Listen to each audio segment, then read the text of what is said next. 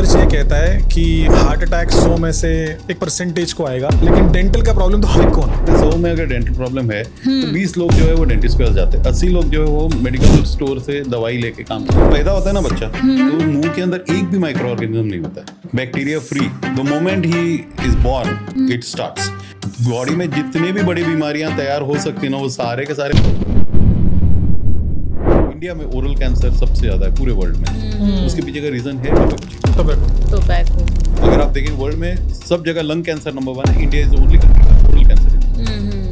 पीछे का main reason is tobacco. तो आप समझ लीजिए टोबैको इतना डेंजरस है। डेंटल प्रॉब्लम हमें आता है, कभी कभार पेन होता है, तभी हम डॉक्टर के पास में जाते हैं। तो अवेयरनेस के लिए हम क्या कर सकते हैं? आप एक डेंटिस्ट फ्रेंडली पेशेंट बन जाओ। हाँ। और ये समझ के चलो कि हाँ, दांत भी एक इम्पोर्टेंट चीज है जो I don't know why people don't agree to it. वो स्वाद जिंदगी का ही क्या, अगर समझो खाने के लिए दांत ही ना बचे।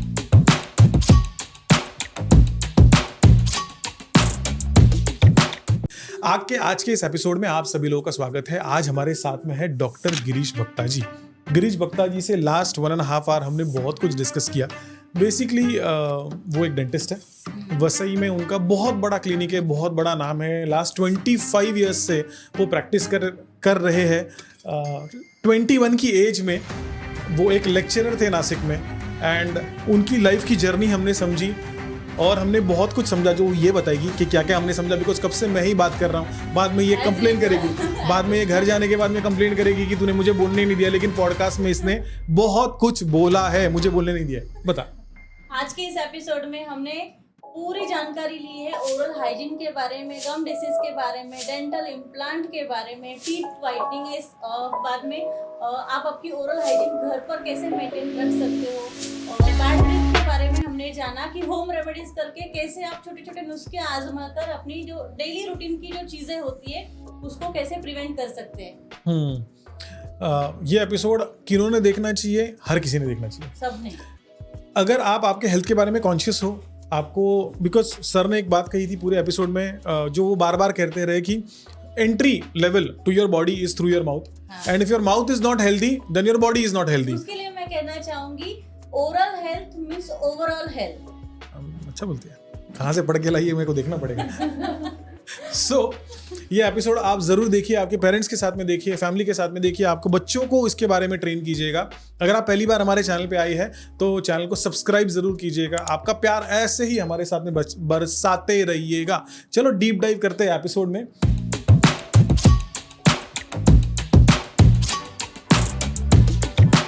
डॉक्टर गिरीश भक्ता सर आज हमारे साथ में है। Welcome to the show sir. Thank you. Sir, आपने डेंटिस्ट्री ही फील्ड क्यों चुनी और आपका पूरा जर्नी आज तक का कैसा रहा है, ये हमें और हमारे व्यूअर्स को बताइए। डेंटिस्ट्री का फील्ड जैसे नॉर्मली जो भी मेडिकल लाइन में जाता है उसका सबका सेम हिस्ट्री रहता है, करीब मेरी भी वही हिस्ट्री थी कि मार्क्स थोड़े से कम आ जाते हैं, MBBS में सीट नहीं मिलता है, फिर नेक्स्ट ऑप्शन डेंटिस्ट्री ले लेते। तो मेरा भी वही सीन था और डेंटिस्ट्री लिया। फिर मैंने 1 साल तक के तो एक्सेप्ट करने में टाइम लिया कि हाँ मैंने डेंटिस्ट्री ली है, क्योंकि मेरा दिल तो वही था कि हाँ MBBS करना है। राइट। तो आई ट्राइड अगेन, फिर से एंट्रेंस तभी दिया, नहीं हुआ, मेरे भाग्य में डेंटिस्ट्री लिखी थी। मैंने सोचा चलो ठीक है, अब यही है तो let us make it the best. Right. So after that I was as a lecturer for 2 years, मैंने वो भी किया। ये कौन से कॉलेज में था सर? ये मैंने नासिक में एक लेक्चरर था मैं। अच्छा, ओके। कॉलेज में I was there for nearly 2 years। So वो एक अलग experience of teaching and it was a good experience because I got bonded with the students very well at that time. And I remember that I was just 21 years of age when I was as a lecturer। तो बहुत बार तो मैं first time जब गया था तो मेरी ragging भी हुई थी वहाँ पे। उनको लगा मैं फर्स्ट ईयर स्टूडेंट हूँ, तो मैंने उनको बोलना पड़ा कि भाई कुछ भी करने से पहले याद रखो, उस समय की रैगिंग आपको पता है, तो हाथ भी उठा लेते थे। तो मुझे पहले उनको रोकना पड़ा कि भाई जरा केयरफुल रहो, मैं लेक्चरर हूँ। तो 2 साल की जर्नी बहुत अच्छी रही। फिर उसके बाद मैं यहाँ पे उस समय बहुत ट्राई किया था मैंने अब्रॉड का, इसका उसका, लेकिन चलो मेरे जहाँ पे मैं इतना समझता हूँ जहाँ पे आपका फेट लिखा रहता है वहीं पे आपका होता है। Correct sir. फेट मेरा लिखा था यहीं पे वसई में। तो यहाँ मैंने आके फिर चालू किया। Then I was working in Cardinal Gracious for nearly 10 years। Right. Then even in municipal hospital I was there for 8 to 9 years। My clinic I have been now it will be 25 years now. So it's been a very good journey, meeting people, loving people, caring for them, and I think it's been good. Pure and अभी masters in पेरियोडोंटिक्स कर रहा हूँ मैं, तो that is I would be ending it up. So apart from that I got 9 international certifications in various fields in dentistry, and I have been honored with the dental Oscars also. Dental Oscars, yeah, great. 2018, and my clinic has got in 2016 as a best clinic in this suburban Thane. Okay. I got an award from the cabinet minister अच्छा. Congratulations in for that, Delhi. sir. Congratulations. मतलब Thank you. अनु ऐसा कहना चाहिए कि आज हमारा सौभाग्य है, हाँ. एकदम शुद्ध हिंदी भाषा में अगर कहेंगे तो आज हमारा सौभाग्य है कि गिरीश सर हमारे साथ में है. Yes. तो ये एपिसोड बहुत धमाकेदार होने वाला है. सर आपका टोटल प्रैक्टिस कितने सालों का हुआ? 25 years. 25 years. Silver jubilee sir ने कंप्लीट कर हाँ, आराम से. लोग रिलेशनशिप में सिल्वर जुबली कर लेते हैं. यहाँ प्रोफेशन में. हाँ, तो ये शादी है समझ. हाँ, शादी है. बट ना एक मैं डिस्क्लेमर अलर्ट बताना चाहूंगा कि सर हीरो से कम नहीं है ना. Actually. अगर कोई रियलिटी में सर को मिलेगा ना हाँ. तो वो पहले अगर डेंटिस्ट मतलब एक डॉक्टर है, हाँ. ऐसा अगर पेशेंट भी मिलने के लिए आते होंगे और सर अगर कैजुअल अटायर में रहेंगे ना तो 100% कहेंगे कि नहीं ही is a hero, he is a model. तो ऐसा सर का ऑरा है, बहुत ही पॉजिटिव है. सर हम आपके सामने बैठे हैं, हमारे लिए बहुत अच्छी बात है आज के दिन के लिए. Same here, even I it's a pleasure for me meeting you people. हम लोग पहले भी मिले हैं, लेकिन हाँ. ये जो है we are getting to interact more and no Interact each other more. Right. So it's really a pleasure from my side also. तो पहला सवाल आएगा इनकी तरफ से. अभी स्टार्ट कर दें. डेंटिस्ट्री में सबसे ज्यादा पेशेंट्स आपके पास में क्या रीजंस लेकर आते हैं? पेन. देखिए डेंटिस्ट्री में मेन रीजन है पेन. जब तक के वो पेन इस कदर नहीं बढ़ता है कि वो उनको डेंटिस्ट का आना ही पड़ता है, most of the people avoid it. At least in India it is like that. The main reason behind is finances. No one wants to spend. In many countries what they do is they have got government takes care of the insurance policies and all this. Yes. So उसमें normally ऐसा हो जाता है कि the government is backing them that you go, but you know insurance lapses in case you don't go and visit the dentist 3 times a year. In other countries. You have to go and visit. You should have a visit 3 times. Only then your insurance is carried. Otherwise नहीं. Otherwise तो इसमें क्या advantage हो जाता है कि my friends in Canada and all, they say that root canal is a rarity over there. उनको कभी कभार root canal के cases देखने मिलते हैं. Because most of the time वो initial stage पे ही काम हो जाता है. So ये better है कि pain तक न रुक के सबको डेंटल प्रॉब्लम कुछ ना कुछ होता ही है. It is a compulsion. I am telling. Sir research ये कहता है कि हार्ट अटैक 100 में से 1% को आएगा. अगर लिवर का प्रॉब्लम है तो 100 में से 1% को आएगा, लेकिन डेंटल का प्रॉब्लम तो हर एक को है. यही तो रीजन है क्योंकि इंश्योरेंस में डेंटिस्ट क्यों नहीं कैरिड है. आप कोई भी इंश्योरेंस देखिए, इंश्योरेंस कंपनी डेंटल ट्रीटमेंट को कभी भी नहीं प्रावधान देती. The reason is because they know that everyone has a dental problem. मतलब उनको पैसा बांटना ही पड़ेगा अगर उनको डेंटल प्रॉब्लम्स के लिए देना. तो आपने बहुत सही बोला. Each and every person goes to dentist. कोई भी मतलब बच्चा हो या फिर कोई अडल्ट हो तो जाना ही है, लेकिन अवॉइड गारंटी नहीं है, लेकिन डेंटल प्रॉब्लम जरूर रहेगा. कभी ना कभी आएगा. डेंटल प्रॉब्लम अवॉइड रहेगा. करते इसके लिए डेंटल प्रॉब्लम आना ही है. हाँ, इसमें से आप ये बोल सकते हैं 100 में अगर डेंटल प्रॉब्लम है तो 20 लोग जो है वो डेंटिस्ट के पास जाते हैं. 80 लोग जो है वो मेडिकल स्टोर से दवाई लेके काम चला लेते हैं. हाँ, बट लेकिन कभी ना कभी तो उसका प्रॉब्लम होगा ना सर. कभी ना कभी लंबे वो तो खैर जब दिल्ली दूर है वो वाला सीन रहता है सब. कैसे अवॉइड कर सकते हैं? जो डेंटल प्रॉब्लम हमें आता है, कभी कभार पेन होता है, तभी हम डॉक्टर के पास में जाते हैं, तो अवेयरनेस के लिए हम क्या कर सकते हैं? अवेयरनेस के लिए बहुत सिंपल सी चीज है. देखिए पहले तो ये है कि मेरे हिसाब से आप एक डेंटिस्ट फ्रेंडली पेशेंट बन जाओ. हाँ. और ये समझ के चलो कि हाँ दांत भी एक इम्पोर्टेंट चीज है जो I don't know why people don't agree to it. हाँ. स्किन केयर में आपको मैं बताऊं, डर्मैट के पास you would be surprised that there are people who go more to a dermat rather than to a dentist. Right. Because वो दिखाई देता है. हाँ.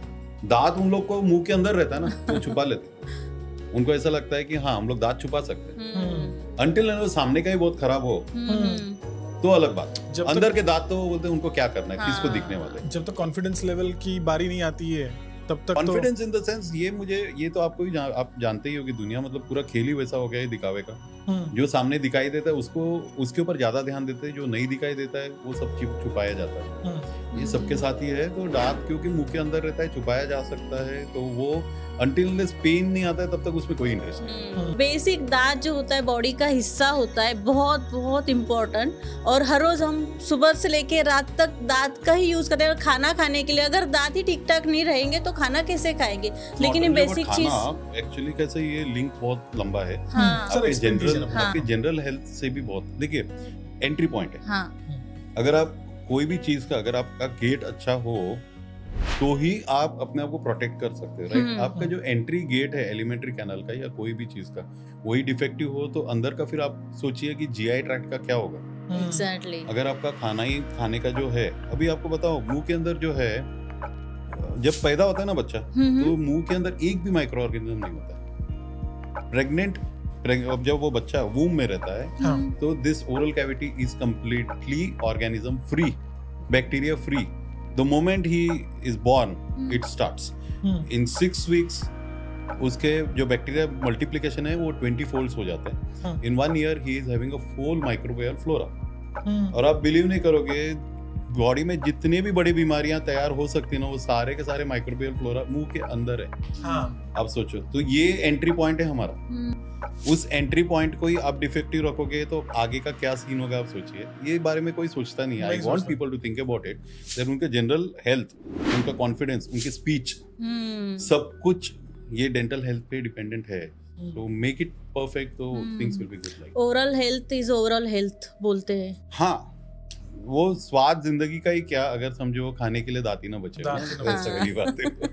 सर, वो न्यूबॉर्न बेबी के लिए आपने बताया बहुत ही इंटरेस्टिंग चीज थी, मुझे भी नहीं पता थी and I am sure viewers को भी पता नहीं होगी।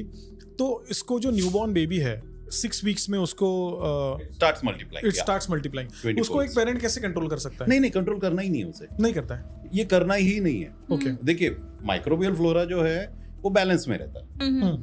उसमें गुड बैक्टीरिया, बैड बैक्टीरिया, आपके पूरे बॉडी के अंदर, गट के अंदर भी गुड बैक्टीरिया, बैड बैक्टीरिया। अगर आपने बैक्टीरिया फ्री कर दिया अपने आप को तो बहुत सारे प्रॉब्लम्स हो जाएंगे। आपको फूड ही डाइजेस्ट नहीं होगा, राइट? तो आपका जो फूड है उसके डाइजेशन आप बैक्टीरिया ही करता है। तो आपको वो खत्म नहीं करना है, जो बैलेंस है वो मेंटेन रखना है। जो ओरल माइक्रोबियल फ्लोरा है उसका जो बैलेंस है वो बैलेंस ही आपकी जिंदगी है। तो बैलेंस जो मेंटेन रहता है उस चीज के लिए ही जो भी हम जो डेंटल केयर, ओरल केयर लेते हैं, to just take care of that bad bacteria. उसमें कुछ गुड बैक्टीरियाज भी जाते हैं, so not to overdo it. अब एक्सट्रीम ओवरडूइंग करेंगे कि सबको ही खत्म कर देंगे तो even that will cause a problem. It's like that. So maintaining a balance is very important. It's all about the balance, all about the balance. Sir, लोग कहते हैं, या एक मिसकंसेप्शन है या मिथ ही है, ये मिथ ही होगा 100% कि दांत सिर्फ बुढ़ापे में ही गिरते हैं। कितना सच है सर? कभी भी गिर सकते हैं, लेकिन बुढ़ापे में थोड़े देखिए बाल, दांत, आंखों की eyesight, everything is like we are a degenerative phase. हमारे सेल रेप्लिकेशंस जो है वो इनिशियल 40 years के एज तक के रीजनरेटिव रहता है। After 40 it starts degenerating. जो एनाजन फेज है वो खत्म होकर टेलाजन फेज चालू हो जाता है। So body starts degrading, it goes in a degenerative phase और अ डिग्रेडिव फेज आफ्टर 40। या इट डिपेंड्स, जेनेटिक मेकअप है, बहुत सारी चीजें हैं। नॉर्मल हेल्दी इंडिविजुअल की मैं बात कर रहा हूँ। अगर नॉर्मल हेल्दी नहीं रहेगा वो 30 पे भी जा सकता है, राइट? इन जनरल 40 के बाद ही आप ज्यादा चेंजेस, और लेडीज में नॉर्मली 35 के बाद आप ज्यादा चेंजेस देखते हो। लुक वाइज बोलो या उनकी quality of teeth, hair, skin, सब कुछ चेंजेस, क्योंकि आपका जो रीजनरेटिव फेज है वो स्लो हो जाता है, डिजेनरेटिव फेज बढ़ जाता है। तो डिजेनरेट तो होने ही वाला है। तो दांत तो डेफिनेटली वो भी एक पार्ट में ही आता है, गिर सकते हैं। जल्दी गिरते हैं तो प्रॉब्लम, लेट नहीं गिरना आपके लिए वर्च्यू है। वर्चुअल क्यों गिरते हैं सर जल्दी दांत ऐसे? देखिए जेनेटिक भी बहुत बड़ा फैक्टर है। मेरे यहाँ जो पेशेंट्स आते हैं उनके माँ से लेके बच्चे तक मैं देखता हूँ सब में एक टाइप की डेंटल प्रॉब्लम्स चलते ही रहते हैं। ओके, ये जेनेटिक प्रॉब्लम है। जेनेटिक प्रॉब्लम तो है ही है। हाँ। हर चीज हमारा जीन्स डिसाइड करता है। जब तो दांत कैसे नहीं करेगा, दांत भी जीन्स ही डिसाइड करेगा। ऐसे जो आपके जो बॉडी है वो 3 लेयर्स में बनता है, एक्टोडर्म, मेसोडर्म, एंडोडर्म। सो ये जो हमारा जितना भी दांत का फैक्टर है वो एक्टोडर्म एंड मेसोडर्म, ये 2 चीजों से बनता है। थोड़ा एंडोडर्म से भी बनता है। तीनों जो आर्चस है, तीनों जो चीज है, जैसे स्किन है, फिर नेल्स है और अपने दांत का इनेमल है, ये सब हमारे एक्टोडर्म से बनता है। सो किसी से एक्टोडर्म बहुत अच्छा रहेगा तो उसके आप देखेंगे स्किन क्वालिटी बहुत अच्छी, हेयर बहुत अच्छे, दांत एकदम white. So it all depends on, there 2 types, one is genetic, one is congenital. Congenital में तो आपका जो बर्थ होता है उससे पहले काफी कुछ चीजें आपके बॉडी में ऑलरेडी प्री डिसाइडेड हो जाते हैं कि आप कैसे होने वाले हो। ये कैसे होता है सर? ये क्योंकि आपका जो मेक है उसमें बहुत सारे रीजंस हो सकते हैं। आपकी वो फीमेल की प्रेगनेंसी कितनी अच्छी है, फिर उसका जो टोटल जो साइकिल है प्रेगनेंसी का वो कितना अच्छा रहा होगा, वो उसी से तो आप में जो भी है हमारा पूरा प्री डेस्टिनी जो है हमारे बर्थ से पहले ही हो चुका है। राइट, वो 9 months या 9 months। उसके बाद जो है वो आप सेल्फ बिल्ड करते हो, वो अलग बात है। लेकिन आपके कुछ चीजें जो है वो प्री डिस्टाइंड ही होते हैं, आपकी डेस्टिनी ऑलरेडी बन चुके हैं आपके बॉर्न होने से पहले ही, ऐसा है। तो सर अगर टीथ को स्ट्रांग रखना है, चलो जो हो गया किसी की लाइफ में हो गया, अभी तो वो वापस नहीं आ पाएगा, लेकिन अगर किसी को टीथ को स्ट्रांग रखना है तो उसने क्या रिजीम अभी से स्टार्ट करना चाहिए आपका ये पॉडकास्ट देखने के बाद में? टीथ को स्ट्रांग रखने के लिए बहुत सारे चीजें वो कर सकते हैं। कुछ चीजें घर पे कर सकते हैं, कुछ हाँ। चीजें हमारे पास आके कर सकते हैं। घर पे जो कर सकते हो एटलीस्ट एक चीज तो कर सकते हैं, 2 टाइम ब्रश, वो मिनिमम है। हम लोग जिनको जैसे ज्यादा प्रॉब्लम्स है उस हिसाब से अलग अलग टूथपेस्ट रेकमेंड करते हैं। किसी ने बोल दिया कि मेसवाक अच्छा है, किसी ने बोल दिया कि वो बाबा रामदेव का अच्छा है, किसी ने सेंसोडाइन अच्छा है। It doesn't make sense. देखिए किसी को सेंसिटिविटी रहा तो पोटेशियम नाइट्रेट जो है इट कॉजेस वो balancing of the sodium and potassium ions block कर देता है and it causes sensitivity deprivation. तो उन्होंने सेंसोडाइन लेना चाहिए। तो सेंसोडाइन भी ले रहे तो you should see what content it contains. किसी के अगर दांत वीक है तो they require more fluoridated toothpaste, क्योंकि जो हमारे दांत के जो क्रिस्टल्स बनते हैं वो इनामल के वो हाइड्रोक्सी एपेटाइट करके क्रिस्टल्स रहते हैं, हाँ। जिसमें फ्लोरीन जाके जब अंदर घुस जाता है it becomes fluorapatite crystals, तो which is more harder and less degenerative. So patients जो है वो जो डायरेक्टली अपने हिसाब से कुछ भी एड देख के वो लेता है, आई वुड रिकमेंड देम बेटा एक बार दिखा दो, just find out the condition what you're going What through. exactly it is. Are you having a gum disease? Are you having a teeth decay problem? Because the thing regime is totally different for everything. Right. So just understand your problem first, understand your body first, and then start taking the regime. That is more better, ना? Just सबको plane एक level पे मैं मेरे हिसाब से तो नहीं बोल सकता, नहीं, देख भी नहीं लेकिन प्लेन हिसाब से एक चीज बोल सकता हूँ कि हाँ इतना कीजिए कि एटलीस्ट 2 टाइम ब्रशिंग कीजिए रात को सोने से पहले। फ्लॉस करना सीख जाइए, दांत के बीच में कैविटी सबसे ज्यादा बनती है, खाना हमारे दांत के बीचों बीच फंसा रहता है जो बाद में डीके होता है, तो फ्लॉसिंग एटलीस्ट कीजिए। Oral rinsing after every food. Sugary drinks avoid. अगर शुगर ड्रिंक्स ले रहे हो तो इट बिकम्स अ कंपल्शन, तो शुगर का टेस्ट मुंह में लेके खुश मत हो जाओ। हाँ। बच्चे हो या बड़े हो, रिंस ऑफ, क्योंकि शुगर के अंदर डेक्स्ट्रान होता है जो दांत के ऊपर स्टिक हो जाता है। वो डेक्स्ट्रान जो है it accumulates plaque very soon, and once it becomes a plaque you can't remove with a normal toothbrush. You require a mechanical cleansing by the dentist itself. Right. The plaque is extremely sticky, you can't remove. You can't remove. Till the phase of plaque comes, it is called as matria alba, जो दांत के ऊपर थोड़ा stick नहीं हुआ रहता, मतलब वो जो अंदर घुसा नहीं रहता दांत के साथ, उतना बॉन्डिंग नहीं होता, that you can remove with the toothbrush. लेकिन in case you delay it, you enjoy the taste of that sugar, then you are going to pay for it. Soda पीने से दांत जो है हमारे डिसॉल्व हो जाते हैं, ये मिथ सच है? देखिए कोई भी इरोजन्स जो है इज बाउंड टू हैपन। हमारे दांत हमारे साथ 1 साल 6 महीना नहीं रहता है ना, it is there for 80 years 90 years. So it is absolutely what you call subjective to different kind of acids. Acid reflexes, gastric reflexes. Soda जो है that again is a kind of, you know, it has got, soda has got more bicarbonate actually. It's not acid, it's a bicarb. OH content ज्यादा है उसका। कुछ हद तक वो helpful भी है, क्योंकि अगर पीएच लेवल हमारा ओरल कैविटी का कम होता है तो प्लाक एक्यूमुलेशन भी कम हो जाता है। Right, हाँ। लेकिन अगर आप जैसे उसको ज्यादा ओवर यूज करते हो तो again it causes sort of erosions, sort of, but I won't say it is too bad, but better way to everything in moderation is always. Everything is moderation is absolutely fine. Try it once in a week तो फिर ठीक है, लेकिन आप दिन में 5 ले रहे हो तो आपका वही हाल होने वाला है। और देखिए सोडा, प्लेन सोडा तो नहीं लोगे, उसमें शुगर एडेड रहता ही है, so that again sugar comes ना इन द प्ले। लाइक आप अगर लोगे थम्स अप लोगे, स्प्राइट लोगे, कुछ लोगे, उसमें बहुत ज्यादा शुगर रहता है, तो sugar is definitely going to add on, and the same problems जो हम लोग ने अभी डिस्कस किया वो चीज होने ही वाली वो है। होने वाला है। एग्जैक्टली। तो सर बेसिक से स्टार्ट करेंगे, बिकॉज डेंटल हाइजीन के बारे में ना लोगों का बहुत इग्नोरेंस है। मतलब इग्नोरेंस से ज्यादा अवेयरनेस ही नहीं है। टूथपेस्ट कितनी यूज करनी चाहिए, कैसे ब्रश पे लगानी चाहिए, इसका भी लोगों को क्वेश्चन मार्क होता है। कैसे एडवर्टीजमेंट में दिखा दिया भरा भरा हुआ है लगा दो और पेस्ट start ऐसे कर दो। निकल गई दिखा दिया, तो वैसे ही हम भी ऐसे ही पेस्ट डाल के पूरा वेस्ट कर देते हैं। सो फ्रॉम अ देखिए डेंटिस्ट उनको पॉइंट ऑफ तो व्यू जल्दी बेचना है ना, वो तो चाहेंगे आप क्या 2 बार डालो पेस्ट। पेस्ट का मेन काम जो है फोमिंग एक्शन है। जैसे हम साबुन जो है ना, वो नहाने के लिए जो साबुन हम लोग यूज करते हैं, brushing technique is more important rather than anything. Selection of a brush is also very important. Okay. Soft brush is more recommended. At the most regular, never go for hard brush. Hard brush can give you that satisfaction, but it's also abrasive. आपके दांत को abrade कर देगा. एब्रेट कर देगा। So it's always better take a soft brush, जितना foaming के लिए जरूरत है उतना यूज करो. 2 to 5 minute should be your minimum brushing time. 10 minute नहीं कि घिसते बैठे हैं, और ऐसे भी नहीं कि आधे मिनट में खत्म हो गया. अच्छा. 2 to 5 minutes you have to literally visualize and think that you are brushing on each and every surface of the teeth. ऐसा है. So, teeth अपने जो है उसके एटलीस्ट मुंह के अंदर जो है वो 3 सरफेसेस है, अंदर का, ऑक्लूजल एंड साइड का. वो 3 सरफेस का आपका हर एक सरफेस, और जो लास्ट वाले दाढ़ है उसका back side, that you have to do. In between the teeth का जो है, that I told you, it has to be flossed. It's like that. So I would just suggest you take a call.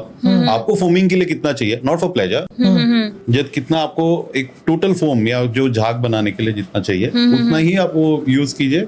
और regularly normally soft brushes, and हर 3-4 महीने में at least brush फेंक दो. अच्छा. बेसिक मेन कॉज के लिए जो लोग आपके पास में आते हैं वो है रूट कैनल ट्रीटमेंट के लिए.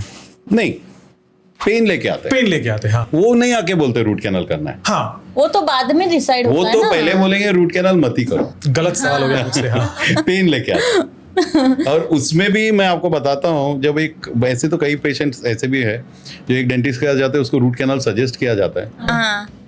वो ये समझ जाता है कि पेन मैंने बोल दिया तो ये डेंटिस्ट रूट कैनल करेगा. तो नेक्स्ट टाइम आके बोलते नहीं कुछ पेन नहीं है डॉक्टर, आप भर दो इसको. एक्चुअली यही मिथ है ना, डेंटिस्ट के पास में जाएंगे तो बहुत एक्सपेंसिव है, रूट कैनल तक थोड़ा सा भी पेन है तो रूट कैनल तक चला जाएगा, वो ड्रिल करके और ज्यादा हो जाएगा. वो मिथ है. ये मिथ ही है. देखिए, जिस चीज का आपको प्रॉपर नॉलेज नहीं है उसका मिथ ही बोलेंगे. पहले से ही वो एक डॉक्टर्स को you know, they people have a attitude of seeing them from one eye कि हाँ शायद से ये he is sitting there to loot me or something like that. वो आप सिर्फ डॉक्टर नहीं, आप कहीं पे भी जाओ, भी दुकान पे भी जाओ ना, पहले आपके दिमाग में आएगा ये लूटने बैठा है. हाँ, आप वकील के पास जाओ, उधर भी आपका दिमाग वही चलेगा. कहीं पे भी आप जाओ ना, सिर्फ पॉडकास्ट को छोड़ के बाकी सब जगह यही चलेगा कि ये बंदा मुझे लूटने ही बैठा है. तो that is a normal phenomenal. लेकिन वो इसमें 2 टाइप के लोग होते हैं. Educated in, I won't say education according to the degrees what they hold. Mentally educated people who know what is right and what is wrong.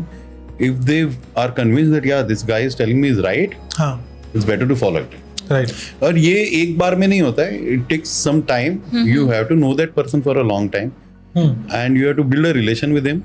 तब वो आपको एक कॉन्फिडेंस रहता है कि हाँ ये जो बंदा मुझे, मेरे पास जो आते हैं ना, they live on me. Okay. Absolutely. जो आप बोलो वो, फिर मैं 1 लाख का बोलूं, 2 लाख का बोलूं, money doesn't matter. They are that confident about. But it's a trust between It's a doctor and the trust. patient. It's a trust because many a times they have seen that, you know, जब उनको चाहिए, लेकिन if it is not needed, I told them don't do this. You know, so it's like the world should run that way, I think. Not for you, but you should put yourself in that seat and find out that yeah, ये चीज मेरे साथ हो सकती है तो कैसा होगा. I think I work on that principle. अगर ये मेरे ऊपर कर सकता हूँ मैं, तो मैं आगे वाले पे करूँ. So it's like that. So root canal एक बहुत जरूरी चीज है, इसको अंडर एस्टिमेट नहीं करना चाहिए, क्योंकि वो एक जितने जल्दी हम करो ना, तो कैसे कैंसर के अलग अलग स्टेजेस हैं, टीथ डीके के भी अलग अलग स्टेजेस होते हैं. तो अगर वो स्टेज उस समय वो आ जाएंगे जब ऑलरेडी इन्फेक्शन बोन के अंदर जा चुका है और दांत पूरी तरीके से खराब हो चुका है, और फिर आके मुझे बोलो यार इसको कुछ भी करके बचा लो, दैट्स अ हीरोइक अटेम्प्ट. वो doesn't work that way. We got lasers and all for that also, but still it goes in 50-50 then. ये चीज जितना जल्दी आके करेंगे उतना सक्सेस रेट उतना ज्यादा रहेगा. So if they care for the teeth, they should come at the earliest. एक सही डेंटिस्ट को कैसे चुनना चाहिए, आप क्या कहोगे उसके ऊपर? वो आपका इंस्टिंक्ट बताएगा ना. हाँ. मुझे ऐसा लगता है हर एक इंसान का इंस्टिंक्ट ही बताता है. कोई सही तो हो ही नहीं सकता. जो आपके लिए सही हो दूसरे के लिए गलत भी हो सकता है. मुझे नहीं लगता है, क्योंकि मेरे पास अगर समझो 90% लोग मेरे बारे में अच्छा बोलते होंगे, 10% बुरा भी बोलते होंगे. तो ये हो नहीं सकता कि 100 लोग किसी के बारे में अच्छा बोले. ये आपका इंस्टिंक्ट ही बता सकता है कि हाँ ये बंदा सही है कि नहीं है. अगर आपको लगता है कि ये बंदा मेरे लिए सही है तो वो आपके लिए सही है. तो मुझे तो ऐसा ही लगता है. Correct. That is better. Agreed. Reviews भी लोग झूठा ले सकते हैं, कुछ भी हो सकता है. You can never trust on anything. Sir reviews तो 100% नेगेटिव ही होते हैं हर बार.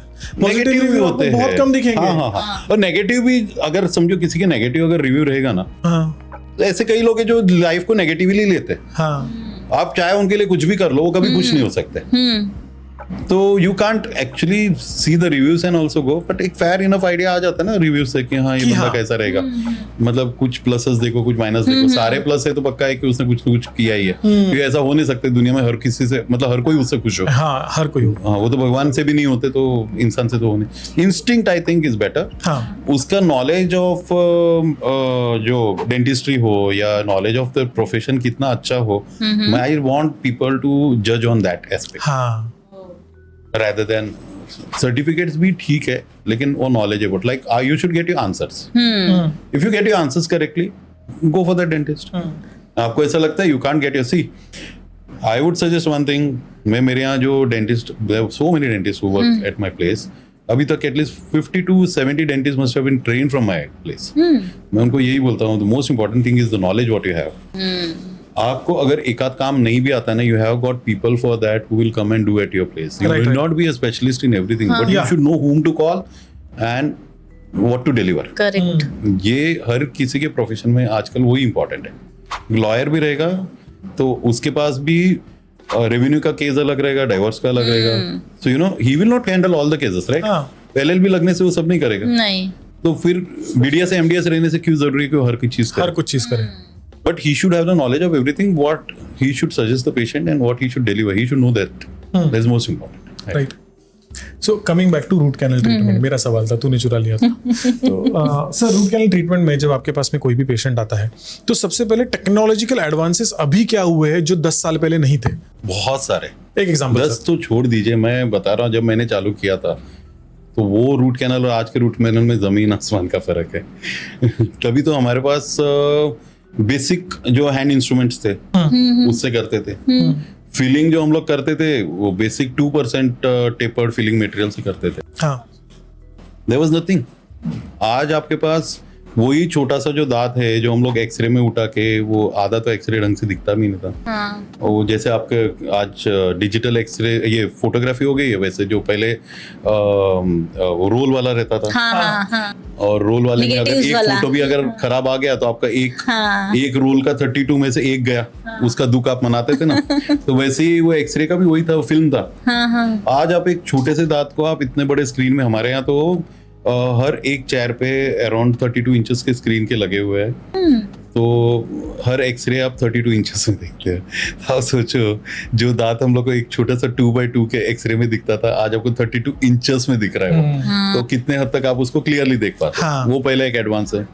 दूसरी चीज, हैंड सिस्टम जो था फाइलिंग का वो नियरली आउट हो चुका है. उसके लिए भी हमारे पास मशीन्स है, हैंड के लिए भी. एंड अभी रोटरी सिस्टम्स है जो which makes things very fast. Rotary hand pieces and all. मतलब वो समझो आप पैदल जाते थे और आज आप बाइक लेके या कार लेके जा रहे हो. इतना डिफरेंस है, इतना फास्ट हो चुका है. लेजर से इन्फेक्शन कवर ही नहीं कर पाते थे पहले. 8-8 10-10 सिटिंग्स लेते थे हम लोग. आज लेजर से हम लोग 1-2 सिटिंग में हम लोग काम कर लेते हैं. और अगर आपको चाहिए तो माइक्रोस्कोप भी है. हमारे पास माइक्रोस्कोप है जहाँ कैनल्स हम लोग को पहले नेकेड आई से जहाँ दिखते नहीं थे, माइक्रोस्कोप में that same canal it looks as if it's a tunnel. So you can say that. And filling भी अभी there are thermoplasticized filling materials.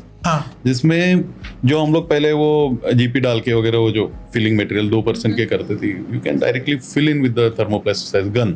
हाँ गन मैंने देखा था. It's a total ball game, पूरा चेंज हो चुका है. एपेक्स लोकेटर्स आ गए. आपको कैनल के अंदर का डेप्थ मेजरमेंट आपको इलेक्ट्रॉनिक मीटर में मिलता है. एग्जैक्ट डेप्थ बताएगा. एक्सरे में भी गलत हो सकता है 1 or 2 मिलीमीटर.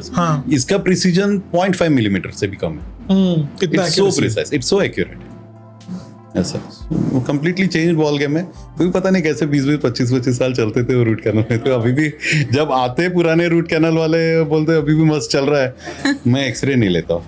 बोलता नहीं अभी मैं नहीं लूंगा इसका, मुझे पता है कि क्या डिफरेंस आ चुका है. सर मेरा सबसे पहला रूट कैनल ट्रीटमेंट हुआ था 2004 में. एंड वो रूट कैनल ट्रीटमेंट मतलब मेरा एक्सीडेंट हुआ था. तो ये मेरे आगे के 2 दांत नकली है. मैंने लास्ट वाले एपिसोड में भी ये बताया था कि आगे के 2 दांत मेरे नकली एक्सीडेंट में गिर के वो फिर चॉप ऑफ करके उन्होंने रूट कैनल ट्रीटमेंट करवाया. सर 7 डेज तक मैंने सफर किया है. इतना सफर किया कि कोई इमेजिन नहीं करेगा. मतलब दुश्मन को भी दांत का दर्द न हो ऐसा मेरा फीलिंग था. जब मुझे ये प्रॉब्लम हुआ था सर, तो मैं सुबह ना 4 बजे मेडिकल स्टोर के बाहर जाके खड़ा था कि भाई खोल दे, एक पेन किलर दे दे। अभी की सिचुएशन में ये जो एडवांसमेंट से चेंजेस आए, बहुत रिलीफ मिला है लोगों को उसकी वजह से। रिलीफ मिला है, लेकिन खैर देखिए पेन का एक ऐसा है, it may take some time, क्योंकि बॉडी का हीलिंग प्रोसीजर है। हाँ। तो कितना ही एडवांसमेंट क्यों ना आए, वो पेन के फैक्टर को आप कम जरूर कर सकते हो, नेगेट नहीं कर सकते। निगेट नहीं कर सकते हैं। इम्पॉसिबल है, क्योंकि बॉडी, आप देखिए ट्रीटमेंट आप जो देते हो ना, लेकिन बॉडी आपकी हील करती है। ट्रीटमेंट हील नहीं कर सकता है, हीलिंग आपको बॉडी को करना है। हाँ, इनसाइड टैबलेट भी लोगे ना, tablet will only give a supportive system, healing body ही करती है। लेकिन तो फिर वो भी आपका डिपेंड करता है आपके बॉडी कितना अच्छा है, कितना हील करने की कैपेसिटी रखता है, ऐसा। So everyone has their own. So pain जो है that is also, there are technologies in which हम लोग जो सी फाइबर जो पेन के है उसको थोड़ा सा हम दबा सकते हैं, we can reduce the pain. Medicine से आल्सो कम अप। अभी पहले एक नॉर्मल पीसीएम या कॉम्बिफ्लाम या आइबुप्रोफेन रहता था, आज हमारे पास इट्रोकॉक्सिब से लेके हर एक चीज, एवरीथिंग हैज चेंज्ड ना now, so many things have come. There are what you call morphine type of, अभी एग्जैक्ट मॉर्फिन है, morphine comes exactly in opioid, लेकिन ओपियोइड जैसी tramadols and all those things stuffs are there which can actually take care of the pain. So advancement is in everything. It's not only the treatments, in everything. थोड़ा negate कर सकते हैं, लेकिन body का healing process है, उसको तो उसी हिसाब से जाना है। तो सर एक क्वेश्चन है मेरा इसमें। एक अच्छा यंग बॉडी है, मतलब एक यंग 30-35 का मेल है, अचानक से दांत दर्द हो गया है, तो उसने दांत दर्द का पेन कम करने के लिए डॉक्टर के पास इमीडिएटली नहीं जा सकता है, टाइम लगेगा, तो कौन सी मेडिकल स्टोर से एक पिल ले ले जिससे दांत दर्द कम हो जाए? कोई भी पेन किलर से टेम्पररी 2 to 4 आवर्स का रिलीफ मिल ही जाता है। ओके। लेकिन अगेन इट डिपेंड्स ऑन, अभी कैसा है, जब दैट पल्प टिश्यू जो है जो दांत के अंदर का, if it is expose to the oral cavity, हाँ, तो ओरल कैविटी में लिक्विड्स होते हैं, फ्लूइड्स होते हैं, तो फ्लूइड्स की वजह से जो है ना उसका बैलेंसिंग मिस रहता है। मतलब वो जो है दांत, प्रेशर जो है inside the tooth and pressure outside is always balance. मैं बोलता हूँ लाइफ में हर चीज बैलेंस में रहता है, तो वो प्रेशर जो वो चेंज हो जाता है। जो अंदर का पल्प टिश्यू एक्सपोज होने की वजह से उसका प्रेशर और बाहर के प्रेशर में चेंजेस आ जाते हैं। वो प्रेशर का पेन जो है इवन मेडिसिन से कई बार नहीं जाता है, इसलिए आप देखोगे जो क्लोज्ड कॉम्पैक्ट पेन बोलते हैं ना, वो जो अंदर का जो दांत के अंदर का नर्व्स है वो एक कॉम्पैक्ट चीज के अंदर है। और कोई भी चीज को कॉम्पैक्ट चीज के अंदर जब वो इन्फ्लामेशन हो जाए या उसका पेन हो जाए तो इट इज सीवियर। अगर आपका पैर में पेन होता है तो पैर काफी लंबा है, वो डिसिपेट हो जाएगा ना पेन। पेन में दर्द वहां पे भी होता है, लेकिन कैसा एरिया डिसिपेट हो जाता है। यहाँ स्प्रेड होने के लिए जगह ही नहीं बची। दांत का दर्द एक ही जगह पे अंदर ही पेन अंदर के अंदर, वो इतने छोटे से क्लोज कॉम्पैक्ट, तो that's why dental pain is considered one of the worst pains, because there is no space for it to dissipate. It's a compact place. It's like that. तो सर आपके यहाँ पे क्या क्या ट्रीटमेंट्स होती है जो आप मतलब एक्सट्रीम ट्रीटमेंट्स की बात कर रहा हूँ मैं, नॉर्मल ट्रीटमेंट्स की बात नहीं कर रहा। आपके पास में क्या क्या एडवांसमेंट्स है जो बाकी के लोकेलिटी में नहीं है? और अगर कोई दिल्ली का पेशेंट बैठा हुआ है, वो सोच रहा है कि गिरीश सर के पास में आके ट्रीटमेंट कराऊं, तो कौन सी आपके पास कर सकता है? मेरे पास मैं तो बाय गॉड्स ग्रेस हार्डली कुछ चीज बची है जो नहीं है। We got lasers, we got OPGs, we got microscopic dentistry done at our place, then we have got the scanners, मतलब इम्प्रेशंस भी आउट हो गया अभी, स्कैनर से। Then we got 5 chair, 1 chair specially only for you know the surgical aspect of the things. We do implants, we do cosmetics. Dental में it's my you can say passion that I try to do the maximum. What all things are there in dentistry, I should have it, yeah. Okay. And I attend IDS international dental shows in Germany every 2 years. So वहाँ पे जो भी show में रहता है I try to get those things at my place. It's like that. So you know I feel you should always run beyond time, before time, so that you know let the things follow you. A few things more are going to come in next 2-3 months, in which we will be able to deliver a crown to the patient in just 1 hour with the Exocat system and all. So even that is going to come. अभी तो हफ्ता लग जाता है crown के लिए। अभी हफ्ता लग जाता है, या फिर हम 1 घंटे में दे सकते हैं। रिसेंटली इसका ट्रीटमेंट करवाया है, आई थिंक ये कल ही कैप लगा के आई है, टेम्पररी कैप है। It took almost 4 days for her. Yeah, so we are trying to see now people don't have time. We're trying to cut short on it as much as root canals जितना जल्दी हो सके with the advancements. Then अपना जो implants है, even that has advance quite a lot.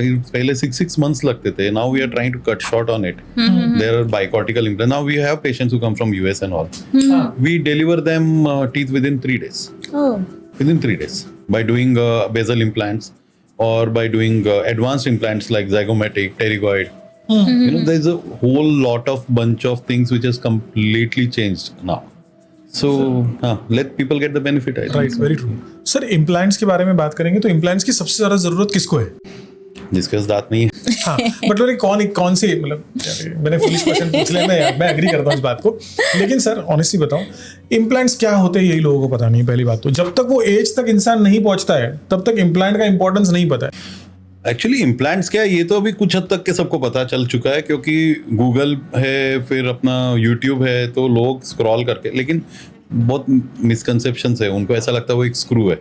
क्योंकि picture में वही दिखाते हैं ना, ऊपर दांत होता है, नीचे मेरे पास स्क्रू. तो इम्प्लांट करके बहुत कम लोग आते हैं. बहुत सारे लोग जो आते हैं वो यही बोलते हैं, डॉक्टर वो स्क्रू बिठाएंगे क्या आप? ऐसा स्क्रू इज सच, मेरे को कारपेंटर वाला फील आता है. स्क्रू बिठाना तो बन जाता है कारपेंटर की. ठीक है भाई, ठीक है, लगा दूंगा. हड्डी वाला कारपेंटर. ठीक है, लगा देंगे हम, वो वाली बात है. लेकिन इम्प्लांट्स जो है आज का फ्यूचर भी है, क्योंकि उसके सक्सेस रेट बहुत ज्यादा है. 90% 95% सक्सेस रेट है ओके इम्प्लांट्स का. और सबसे बेस्ट पार्ट ये कि पहले जहाँ ब्रिज करके आजू बाजू के 2 दांत पे हम लोग कैप्स वगैरह चढ़ाते थे, तो 2 दांत भी खराब हो जाते. बेटर है कि एक सिंगल जगह है, एक हड्डी है, उसमें इम्प्लांट डालो, खत्म कर दो. And I am telling you, I started implants on 2006. I don't think in this area anyone was doing implants eight that time. हाँ, 19 years बैक. तो इम्प्लांट्स इंडिया में अराउंड 1995 के आसपास आया, जब हार्डली कोई कराता था. Implants was so expensive eight that time. 50,000 60,000 का एक इम्प्लांट हुआ करता 95 में. मेरा वो टाइम नहीं था, मैं तो तभी डेंटिस्ट बना नहीं था. लेकिन मैं मतलब जो हिस्ट्री है वो 1980s में यूएस में था, 95 तक के इंडिया में आ चुका था. तभी इंडिया बहुत स्लो चलता था ना. 15 20 25 साल बाद ही कुछ चीज आती थी, और यहाँ पे जो फेज में आने में और ज्यादा टाइम लगता था. लेकिन 2006 के आसपास मुंबई में बहुत अच्छे से ढंग से चल रहा था इम्प्लांट. तो उस समय मैंने इम्प्लांट किया था, एंड इम्प्लांट का कोर्स भी इतना महंगा था, एंड इम्प्लांट का एक्सपेंसेस इतने महंगे थे. तो उस समय मैं फर्स्ट इम्प्लांट जो डालता था 25,000 का डालता था. उस समय 2006 में एक सिंगल इम्प्लांट 25 में. आज 2025 में भी 25 से 30,000 ही है. वही कॉस्ट है. लेकिन 25,000 तभी का कॉस्ट आप सोचो. इन्फ्लेशन हो गया ना. हाँ, और आज 25,000 कुछ भी नहीं है लोगों को. So people are rushing towards this now because it's a very good option. It was a very expensive option, I would say, at one time, but now I don't consider it as an expensive option. It's one of the best option, I would say. One of the best options. Implant करना बहुत ज्यादा painful होता है? बिल्कुल नहीं. आप अगर teeth pen ले सकते हो ना, बोन में याद रखिए सेंसेशन दांत से हमेशा कम रहता है. सो बोन के लिए तो हम लोग को इवन नर्व ब्लॉक भी नहीं देना पड़ता. टीथ के लिए हम लोग को नर्व ब्लॉक दे के काम करना पड़ता है. बोन तो nerve anaesthesia. Nerve block is the anaesthesia in which you completely block the nerve. And infiltration is the area जो आपके जो फाइबर्स रहते हैं आजू बाजू के, बस उतना ही आप नम करते हैं. तो हम लोग इम्प्लांट इन्फिल्ट्रेशन से कर सकते हैं. You don't require to block the nerve also. So it is that less painful. अच्छा, और कितना टाइम लगता है इम्प्लांट करने के लिए? अभी वो एक्सपर्टीज पे डिपेंड है. मुझे 2 मिनट लगता है. सर पूरा इम्प्लांट का प्रोसेस बताओ ना. एक पेशेंट आपके पास में आया, फ्रॉम आइडेंटिफाइंग टिल इम्प्लीमेंटेशन क्या क्या होता है?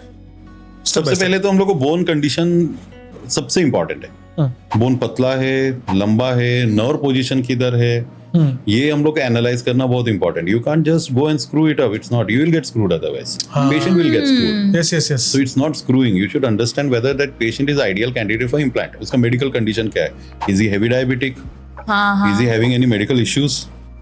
सो is he on blood thinners, anticoags? ये चीज तो पहले पता करना चाहिए. वो चीज आपको पता चल गई कि he is a healthy candidate for it. Then comes the second situation that how is the bone condition, where ideally that bone is placed. Are you going to place the implant too much in a position where you later on can't restore it? Right. So this comes. Then if you are not very sure with the X-ray, तो आप उसका एक 3D scan करा. तो 3D scan में आपको उसका width, height मिल जाता है, HU वैल्यू मिल जाता है, उसका हॉस्टन्स वैल्यू बोलते हैं. वो उससे कुछ हद तक आपको आइडिया आ जाता है कि बोन की क्वालिटी क्या है. इसमें अलग अलग क्वालिटीज होती है. सॉफ्ट बोन होता है, हार्ड बोन होता है, एक्स्ट्रा हार्ड होता है. तो सॉफ्ट एंड एक्स्ट्रा हार्ड दोनों भी इम्प्लांट के लिए ज्यादा अच्छे नहीं है. Hard bone is a good one. तो इसको D2 बोन बोलते हैं. तो that is one of the best bone for an implant. So ideally जब कोई डॉक्टर पहला स्टार्ट कर रहा है तो he should look out for more ideal cases. हम लोग जो एडवांस लेवल पे है तो हम लोग को बोन की जरूरत ही नहीं है. अगर बोन नहीं है तो हम लोग बोन बना देंगे. अच्छा. हाँ, we build the bone. Okay. We take out bone blocks. We build it that way. Or else we have got technology such as os builders, wherein आप bone के height, width सब कुछ ही बढ़ा देते हो. Sinus अगर बहुत नजदीक है तो sinus lift कर देते हो. Okay. अच्छा. So there are many procedures now. You can अभी मुझे जरूरत नहीं है. मुझे सिर्फ इतना चाहिए पेशेंट हेल्दी हो. हेल्दी हो. अगर हेल्दी नहीं है तो उसका हेल्थ फिजिशियन कैसा रिस्टोर कर दे, और मेरे को उसका बोन नहीं रहेगा तो बोन कैसे बना दूं. पतला बोन है तो मैं बोन रिज एक्सपांशन कर दूंगा, रिज स्प्लिटिंग करके. अगर हाइट कम है तो हाइट बढ़ा दूंगा ऑस बिल्डिंग करके. अगर बाय चांस उसका साइनस बहुत नजदीक है तो साइनस लिफ्ट कर दूंगा. हाँ. और अगर मुझे फिर साइनस लिफ्ट भी नहीं हो रहा है तो मैं जाइगोमेटिक या टेरोइड डाल दूंगा. सो इनिशियल लेवल के लिए इंपॉर्टेंट. बाद में तो आपको इम्प्लांट डालना है. पेशेंट आके मुझे इम्प्लांट चाहिए, मेरे को डालना है उसे, मैं दे दूंगा. अच्छा. वो मेरा काम. I can do that. और सर इम्प्लांट में बेसिकली अभी सीनियर सिटीजन्स को ही ज्यादा ये तकलीफ होता होगा, या किसी को कुछ एक्सीडेंट की वजह से दांत टूट गए और वो उसको फिर अभी कंप्लीटली इम्प्लांटेशन में जाना है. तो मुझे एक बात बताइए ना सर, कभी कभी क्या हो जाता है कि सीनियर सिटीजन्स में या 50 की एज के बाद में एक दांत यहाँ का निकल गया, एक दांत यहाँ का निकल गया, लोग इग्नोर कर देते, रहने देना, उससे बॉडी पे क्या इम्पैक्ट पड़ता है? बॉडी पे नहीं, लेकिन जॉइंट पे डेफिनेटली इम्पैक्ट पड़ेगा. देखिए अभी आपके पास अगर समझो 5 उंगली भगवान ने दिया है, 10 उंगली अपने को दिया है, कुछ रीजन से ही दिया है. एक आध जाने से फिर भी काम हम लोग थोड़ा बहुत चला ले, लेकिन आपका डेफिनेटली ना ये चीज तो है, आपका इफेक्टिविटी कम होनी है. तो वैसे ही मैस्टिकेटरी इफेक्टिविटी कम होनी है. एक दांत कम होने से भी कुछ फर्क नहीं हो, तो खाना तो खाते रहेगा. थोड़ा सा उसको स्लाइड करके दूसरी तरफ लेके करना पड़ेगा. तो उससे कैसे हो जाएंगे कि उसका जो मैस्टिकेटरी मैकेनिज्म है या जॉइंट मैकेनिज्म है वो धीरे धीरे डिटेरिएट फास्ट हो जाएगा कंपैरेटिवली. फिर उसके बाद अगर उसका मिसिंग टीथ है तो वो आजू बाजू के जो दांत है, उसके ऊपर का दांत है, वो सब चीजों में भी जो बैलेंसिंग वो चला जाता है. वो टिल्ट हो जाते हैं, ऊपर का दांत थोड़ा नीचे आ जाता है. वो फिर जब वो सब होता है तो व्हाट हैपेंस इज वहां पे गैप्स तैयार हो जाते हैं. अच्छा. तो कैविटीज बिल्ड हो जाएगा. सो ये सब रिलेटिव है. कैविटीज बिल्ड हो जाएगा तो बाकी सारे वो ओरल हाइजीन वाले प्रॉब्लम्स एक एक करके धीरे धीरे पीछे पड़ जाएंगे. इम्प्लांट जो है वो फ्रंट के दांतों में ही होता है या फिर मतलब नहीं, कहीं पे भी कोई भी दांत में? हाँ, थर्ड मोलर छोड़ के हम सब जगह डाल देते हैं. ओके. थर्ड मोलर रीजन में हम लोग अवॉइड. थर्ड मोलर क्या है? जो विजडम टूथ एरिया. अच्छा. उसको छोड़ के बाकी सब जगह डालते हैं. विजडम टूथ एरिया हम अवॉइड करते हैं. वहाँ टेरिगोइड डालते हैं हम लोग, टेरिगोइड प्लेट्स के डालते हैं. विजडम हम लोग नॉर्मली जब रिस्टोर करते हैं तो 14 अपर 14 लोअर के हिसाब से ही करते हैं. 28 teeth. We don't go for 32. Very rare situation we go for 32. 28 teeth is enough like. क्योंकि कैसा हो जाता है कि वो जो एरिया है, जो सेगमेंट है वो थर्ड मोलर रीजन का, वहाँ पे जो टंग का जो नर्व रहता है ना, लिंगुअल नर्व, बहुत नजदीक रहता है. हाँ. और वहाँ पे बोन लेवल भी बहुत कम रहता है. वहीं से इंफीरियर एल्वेलर नर्व भी निकलती है. अननेसेसरी उसमें छेड़छाड़ करने का कोई मतलब नहीं है. रिस्क भी हो जाता है ना, फिर थोड़ा रिस्की भी है. हाँ. और वो बेसिकली अभी जैसा अपना टाइम जा रहा है, so we are slowly going towards जो न्यू जनरेशन जा रहा है. बहुत साल पहले 10,000 इयर्स बैक 4 मोलर्स रहते थे, पैरामोलर्स. वो कम होके जॉ साइज कम हो गया तो 3 पे आए. तो अभी और जॉ साइज लोगों के कम हो चुके हैं, अभी 2 पे आ रहे हैं. 2 पे आ गए क्योंकि रिफाइंड फूड खा रहे हैं. सो इवन आपके बॉडी को भी पता है कि now you don't require so many teeth to eat. Raw foods, कच्चे फूड्स एक टाइम पे खाते थे लोग. फाइबर वाले. फाइबर नहीं, वो उतना सोचते ही नहीं थे. वो रॉ खाते थे. उन लोग को उतना फिर जॉस को जरूरत था. तो अभी कैसा हो रहा है, इवोल्यूशन आ रहा है ना धीरे धीरे. आई थिंक नेक्स्ट 50 इयर्स के बाद थर्ड मोलर आउट ही हो जाएगा लग रहा है. इतना फास्ट इवोल्व चबाने के लिए कुछ रहा ही नहीं ना. अभी जो भी है वो एक बार डालो खत्म हो गया. यूएस में तो थर्ड मोलर सीधा निकाल देते. विजडम टूथ निकाल ही देते. वही अभी भी इंडिया में भी वही होता है. अगर किसी को विजडम टूथ आ रहा है तो पेनफुल होता है. जैसे बचपन में हमने सहा है, दांत गिरते टाइम पर पेन, आते टाइम पर पेन. वैसे अडल्ट एज में उतना सहा नहीं जाता. अगर डॉक्टर के पास में जाए, मुझे पेन हो रहा है, तो डॉक्टर सीधा बोलते हैं कि आपको विजडम टूथ आ रहा है, रिमूव कर दो. तो क्या सच में रिमूव करना चाहिए उसे? देखिए, अगर आपके जॉ में से बाहर निकल सकता तो you don't need to remove. अच्छा, मतलब बाहर दिख रहा है, नहीं आ रहा है. हाँ, दिख रहा है लेकिन बाहर नहीं आ रहा है. It means it's impacted thing. मतलब उसको पीछे के साइड से बोन कवर कर रहा है. अच्छा. तो इसलिए बाहर नहीं निकल सकता. जब वो बाहर नहीं निकल सकता है तो वो प्रेशर पेन आपको क्रिएट करेगा जॉ में. अच्छा. क्योंकि अगर समझिए कोई चीज बाहर निकलने की कोशिश कर, आप उसको रोक रहे हो, तो प्रेशर क्रिएट करेगा. वो प्रेशर क्रिएट करता है बाकी दांत पे. आपको एक डल जॉ पेन कंटिन्यूस होगा. अच्छा. फिर रुक जाएगा. फिर वापस वो इरप्शन की कोशिश करेगा, फिर आएगा। हाँ। इसके अलावा उसमें थर्ड मोलर विजडम टूथ्स में कई बार डेंटिजर सिस्ट करके भी हो जाता है, एक सिस्ट फॉर्म हो जाता है। हाँ। सो ये सब चीजें हैं जिसकी वजह से नॉर्मली रेकमेंड करते हैं कि उसको निकाली दो Okay, बेटा। अगर पेन होता रहे कांस्टेंट तो निकालना ही बेटर है। पेन होता रहे तो बेटर है, लेकिन उसके जो कॉम्प्लिकेशंस जो फाइंड आउट हुए हैं थर्ड मोलर रखने से जो हुआ है, these are the reasons also by which now it is suggested that it's better that if the wisdom tooth is not going to erupt, you remove it. Remove it. I would suggest that remove it. उसके अंदर का pulp tissue बचा के रखो, stem cells के हिसाब से stem bank में रख दो उसको, किसी दिन आपके काम में आ सकता है। सर ये थोड़ा इंटरेस्टिंग टॉपिक आपने कहा, स्टेम सेल स्टेम बैंक होता क्या है? स्टेम सेल्स आजकल जो है ना, जैसे आपके कोई भी चीज को रीजनरेट करने के लिए आपके खुद के सेल्स बहुत काम करते हैं। अच्छा। आपके अगर समझो सेल्स के अंदर डीएनए मिलता है ना, वो डीएनए अगर आपका खुद का डीएनए अगर मिल गया, कल बहुत सारे डिसीजेस है जिसके लिए अभी आपके सेल्स को यूज होने वाले हैं। तो that's the reason why now it is become that you start even जो बच्चा जब डिलीवर होता है तो पहले जो एमनियन था वो एमनियन को भी आजकल बचाते हैं। हाँ बचाते। So like it's all now become that you preserve your own cells. Eggs को फ्रीज करो, सेल्स को प्रिजर्व करो। सो ये कैसा है कि इसके बैंक्स होते हैं, they charge you a good amount, लेकिन इफ यू प्रिजर्व देम, कभी अगर समझो you find yourself in a disease wherein you require your cells to replicate, you can get these stem cells and you can replicate for yourself. तो जो हम preserve करते हैं sales को, ये मल्टीप्लाई भी होते हैं? सेल्स मल्टीप्लिकेशन होता है ना, होता है। सेल्स आप मल्टीप्लाई करा सकते हो। सेल्स में डीएनए ऑलरेडी प्रोग्राम्ड है, उसको फ्रीज ड्राई करके रखते हैं, उसका वापस जब भी उसको एक्टिवेट कर लोगे, उसको जितना चाहिए उतना मल्टीप्लाई कर सकते हैं। अपने लोग सेल मल्टीप्लिकेशन बाहर होता है, टेस्ट ट्यूब में भी क्या होता है, वही तो होता है। हाँ, वही तो है। आप बाहर ही आप उस सेल्स को मल्टीप्लाई करते हो, जो 64 सेल स्टेज में जाते हैं, जाइगोट को जाके सीधा इंसर्ट करते हैं। मुंबई के आसपास में कोई है सर स्टेम सेल बैंक?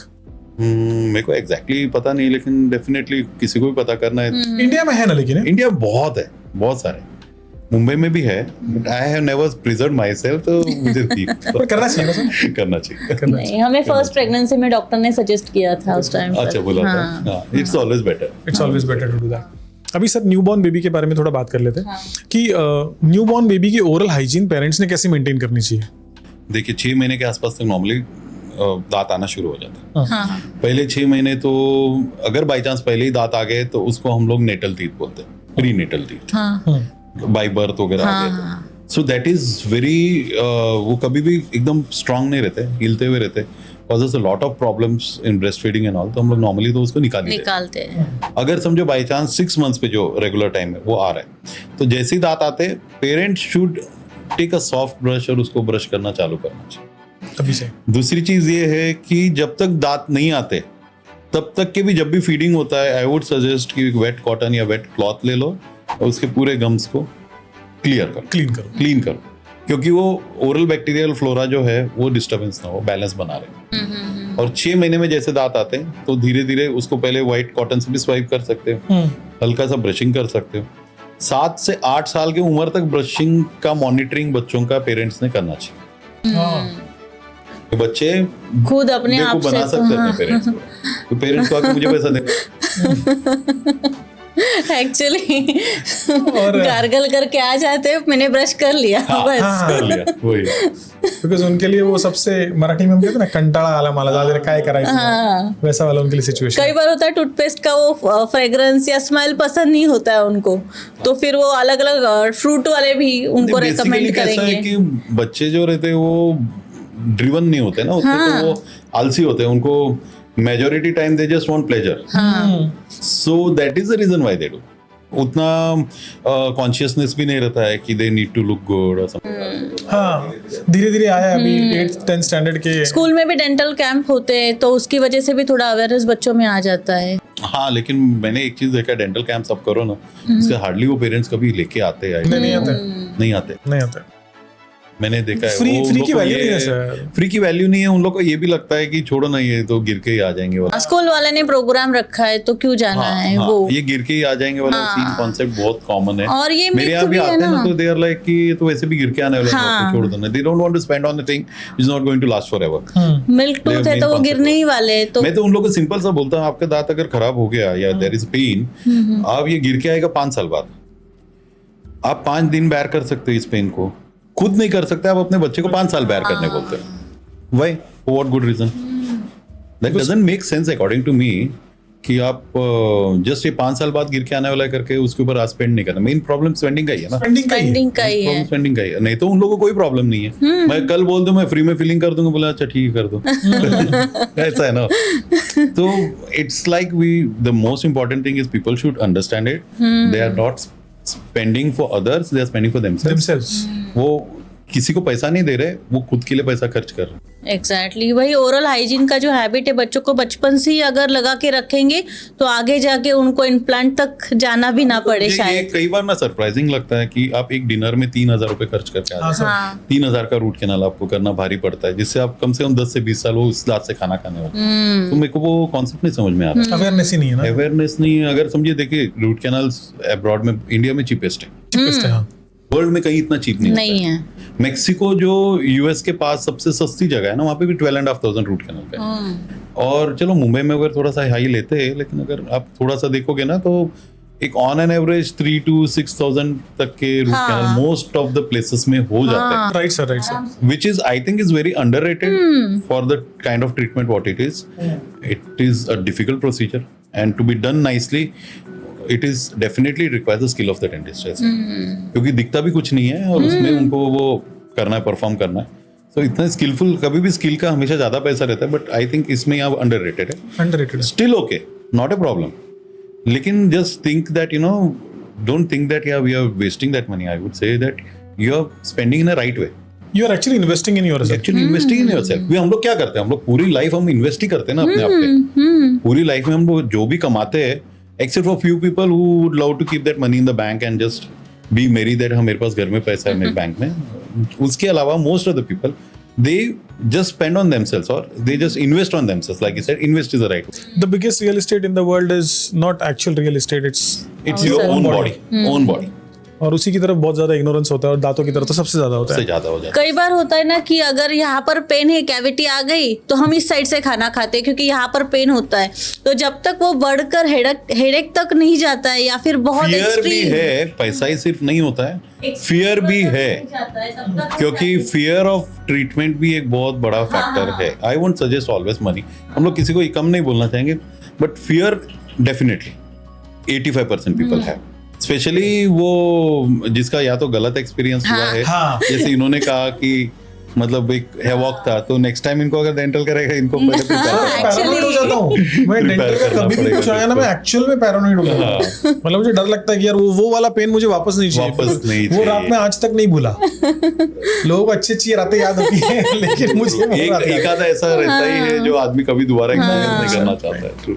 अब सर किड्स में ना ओरल हाइजीन बहुत इंपॉर्टेंट होता है. यूजुअली न्यू बॉर्न बेबीज में जो फीडिंग पे होते हैं, बैड ब्रेथ का बहुत उनको प्रॉब्लम होता है. तो पेरेंट्स ने क्या करना चाहिए उसके लिए? बैड ब्रेथ के लिए बहुत सारे रीजंस हैं. जैसे किड्स में तो नॉर्मली वो ब्रश करते नहीं है. वो बहुत बड़ा, जैसे हम लोग का डिस्कशन, वो एक टंग क्लीनिंग, वो भी एक बहुत बड़ा फैक्टर है. बच्चों के इसमें ना नॉर्मली टंग पे ज्यादा ही डिपॉजिट्स होते हैं. मैंने कहा ना, उनका ओरल माइक्रोफ्लोरा जो है पूरी तरीके से डेवलप नहीं हुआ रहता, तो गुड बैक्टीरिया थोड़े कम ही रहते हैं उनके. तो उस हिसाब से भी जो digestive system in the oral cavity है वो इतना हद तक अच्छे से डेवलप नहीं हुआ रहता. इसलिए जो जमा हो जाता है ना, वो जमा ही होता है. वो डिग्रेड नहीं हो पाता. तो आप देखेंगे बच्चों के दांत पे हमेशा एक ऐसा सफेद पार्टिकल्स होते हैं. बड़ों के इसमें इतने जल्दी नहीं रहता है. सलाइवा क्लियरेंस भी उनका इतना अच्छा नहीं रहता. तो इसीलिए वो बैड ब्रेथ के लिए तो खास करके वो ब्रशिंग पे थोड़ा ध्यान दे दे. टंग क्लीनिंग एक बहुत इंपॉर्टेंट फैक्टर रखे उनके. अच्छा. और अगर हो सके तो फ्लोराइड ट्रीटमेंट अपने दांत का कराना चालू करा. अच्छा. बच्चों के लिए खास रेकमेंडेड है 3, 6, 9, 12 मंथ्स में. उनको up to the age of 16 years करना चाहिए फ्लोराइड ट्रीटमेंट करना. उससे क्या होता है सर फ्लोराइड ट्रीटमेंट? वही मैंने बताया था लास्ट टाइम. फ्लोराइड जो है वो दांत के क्रिस्टल्स के साथ मिलकर फ्लोराइपेटाइट क्रिस्टल्स बनाते हैं, जिससे वो हार्डनेस वो दांत का बढ़ जाता है. अच्छा. एंड वो डिग्रेड कम होता है. मतलब एक समझ लीजिए ना, it's additive ion in that crystal which converts that hydroxyapatite into fluoroapatite crystal and it becomes a hard structure. Coating आ जाती है. कोटिंग मतलब हार्डर स्ट्रक्चर है. मतलब वो जो क्रिस्टल है ना आपके दांत का जो स्ट्रक्चर है, अगर समझो अभी जैसे अगर क्रिस्टल है, क्रिस्टल्स आप पता है जैसे ज्वाइन होते हैं, तो अगर समझो कुछ स्पेस रहेंगे, उस स्पेस में जाके कोई और चीज अगर बैठ गई तो वो कॉम्पैक्ट हो गया. कॉम्पैक्ट चीज हमेशा ज्यादा हार्डर होती है. तो ये फ्लोराइड जो है it makes the teeth compact. Okay. So that's why you should go for fluoride. Cavities, caries के chances comparatively 50-70% reduce. और बच्चों में सबसे ज्यादा कैविटीज होने के चांसेस होते हैं क्योंकि बच्चों जंक में फूड बहुत ज्यादा होते हैं। हाँ। मैंने कहा ना, उनके उतना हद तक का इम्यूनिटी सिस्टम, सलाइवरी फ्लो, खाना भी माइक्रोबियल उनका- फ्लोरा सब डेवलप नहीं होता है। It takes time for them to get develop, तो इसके लिए it takes a pretty good time. Sir आपके यहाँ पे स्माइल करेक्शन भी होता है? यस, स्माइल करेक्शन तो जहाँ नहीं वो डेंटिस्ट ही नहीं हमको माना ही जाता है स्माइल ठीक करने के लिए। स्माइल करेक्शन का एक एग्जांपल बताइए ना सर हमको, एक एक्चुअल एग्जांपल जो आपके पास में हुआ था, बिफोर एंड आफ्टर में कैसी हुई थी ट्रीटमेंट और उनका एक्सपीरियंस क्या था? नहीं, स्माइल करेक्शन के लिए जब आते हैं ना, सी मोडालिटीज बहुत है। पहले तो प्रॉब्लम को समझना जरूरी है, उसका स्माइल क्यों खराब। Is it because he has got more proclination, spacing है, उसकी टीथ डिस्कलर्ड है, उसका स्माइल लाइन कितना बड़ा है, फिर उसके जो मसल्स है, जो यहाँ के जो मसल्स होते हैं सुप्रानेजल फोल्ड्स जो ऊपर खींचते हैं, तो किसी किसी का बहुत ज्यादा होता है, हाँ। किसी का गमी स्माइल होता है, किसी का अगर समझो एनाटॉमिकल डिफेक्ट है, जैसे मैक्सिला ही बहुत नीचे है, डिफिशिएंट मैंडिबल है, तो स्माइल एक इसमें नहीं बोल सकता हूँ।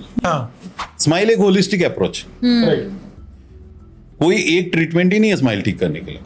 It's a holistic approach, and then smile is not only teeth, it's a whole orofacial structure. Okay, आपका एक स्माइल जो है वो, कोई एक इंसान स्माइल करते समय अच्छा दिखता है तो उसकी आंखों से लेके उसके दांत से लेके हर एक चीज से, दांत ठीक करने से 7 आई वुड से 50 मार्क्स दे दूंगा मैं।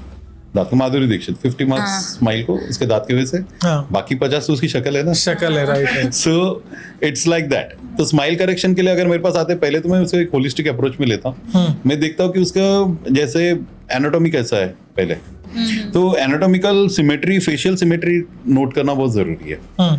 फेशियल सिमेट्री के बाद आता है डेंटल सिमेट्री, तो हम लोग we go that way. Okay, फिर डेंटल सिमेट्री के बाद हम लोग देखते हैं, once you create a dental symmetry, मतलब जो भी अगर समझो बाई चांस ऑर्थोडोंटिक ट्रीटमेंट से हो या उसकी करेक्शन से हो या उसके छोटे मोटे सर्जिकल प्रोसीजर से, एक बार आप उसको एनाटॉमिकल सिमेट्री में ला देते हो, उसके बाद आता है कि उसके टीथ का colour, shades, so whether he requires bleaching, और अगर बहुत ज्यादा discoloured, whether he requires veneers. Veneers आजकल फैड है, जिसको देखो विनियर्स चिपका के घूमते रहता है। विनियर्स क्या होते हैं? विनियर्स एक लेंस जैसे ही रहते हैं, आंखों के लेंस रहते हैं, उससे थोड़े मोटे होते हैं, अराउंड 0.7 to 0.9 मिलीमीटर्स के होते हैं। हाँ। और वो जो है दांत को ज्यादा घिसना नहीं पड़ता है, उसको स्टिक किया जाता है, मतलब दांत ऊपर को आते हैं। बॉन्ड हो जाता है, अच्छा। उसको सीमेंटेशन नहीं होता, उसको बॉन्डिंग होता है हाँ। दांत के साथ। So it's very thin, so it gives a very even look. Like lamination. It's a lamination only.